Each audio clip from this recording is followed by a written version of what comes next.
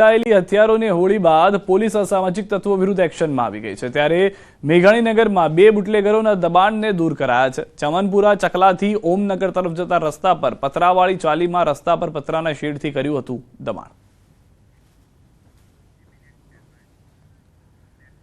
સુરતમાં ગુંડા તત્વોના ગેરકાયદે બાંધકામ પર બુલડોઝર ફરી વળ્યું છે। 2 જેટલા ગુસ્સી ટોક અને 7 જેટલા ગંભીર ગુનામાં સંડોવાયેલા આરોપી સજ્જુ કોઠારીનું ગેરકાયદે બાંધકામ તોડી પડાયું છે।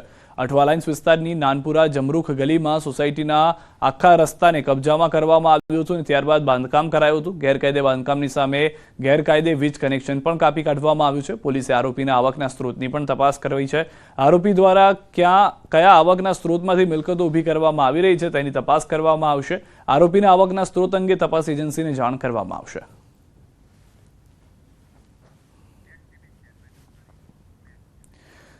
રાજ્યમાં અસામાજિક તત્વોના આતંકને લઈને પોલીસ એક્શન મોડમાં આવી છે। અમદાવાદમાં રાત્રે ઉત્પાત મચાવનારા અસામાજિક તત્વોના ઘરો પર તંત્રનું બુલડોઝર ફરી વળ્યું છે। તો અમદાવાદની જેમ નવસારીમાં પણ ગેરકાયદેસર બુલડોઝર દબાણો પર ફેરવવામાં આવી રહ્યું છે। નવસારી જિલ્લા અંતર્ગત ખેરગામના ગુનેગારો પરિવારના સદ્દામ શેખના મકાન પર દાદાનું બુલડોઝર ફરી વળ્યું છે। સદ્દામ શેખ તેમજ તેના ભાઈ અસીમ શેખ અનેક ગંભીર ગુનાઓના આરોપી છે। ગત વર્ષોમાં ખંડણી, મારામારી, વિદેશી દારૂની હેરાફેરી, વ્યાજખોરી જેવા અનેક ગુનાઓ તેમની સામે પોલીસ ચોપડે નોંધાયેલા છે।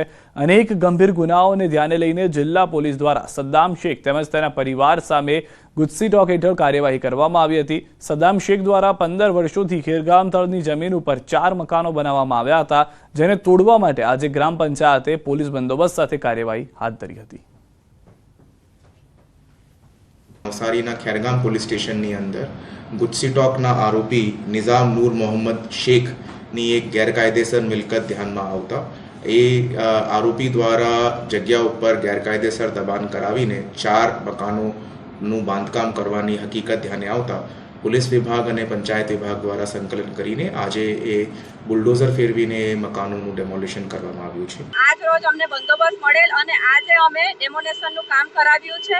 તો જે ઘણા 15 થી 20 વર્ષ જૂનું જે બાંધકામ છે એ આજે અમે તોડી નખાવ્યું છે।